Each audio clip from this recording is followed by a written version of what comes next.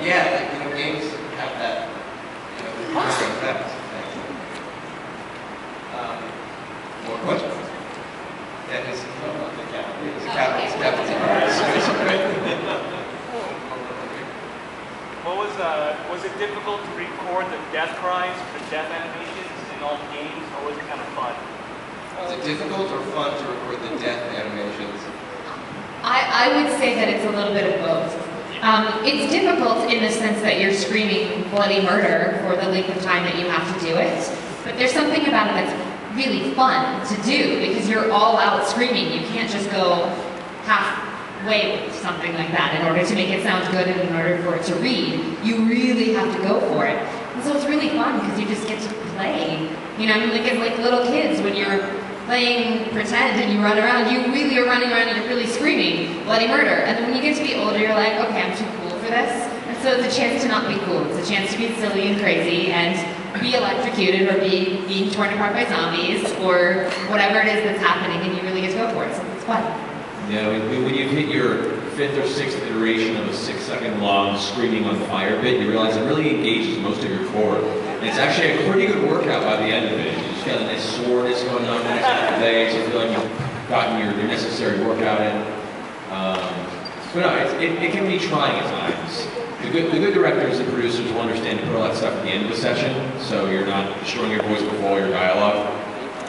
But no, it's fun, it's challenging, and hopefully you don't have too much to record the session after the fact. You show up to play the nice, skippy, 20-year-old hero of the next session, and you show up to the mic and, all right, guys, let's do this. All right. I like to think that I'm kind of a specialist at dying. I've died for all of you many times. It can be grueling, but fun. I found that one of the things that actually helped me get through those kind of sessions is a martial arts background, because you're used to making sort of really guttural, ki type sounds, and it helps support your voice too. There's nothing like doing three death screams, and then you can't do anything else after that because the director and the producer are like, yeah, but we paid for the whole. Sorry, I got nothing left. So it's good theater training and martial arts training will help you as a voice actor. Protect your voice. I don't have much to add to that. I agree. I was hoping that the martial arts segue would send you into some sort of kata.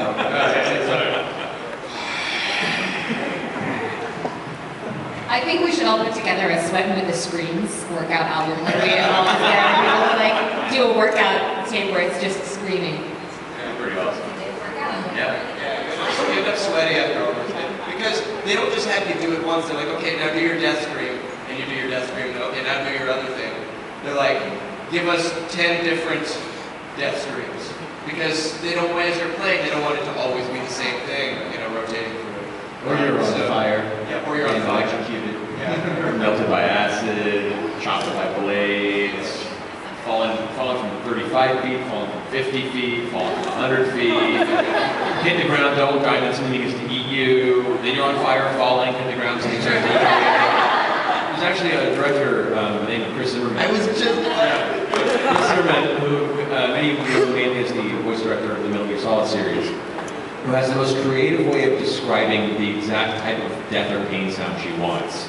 It'll be something like, having a sword through the gut. She'll be like, all right, imagine someone's jamming a shopping cart covered in razor blades into your Achilles tendon. Go!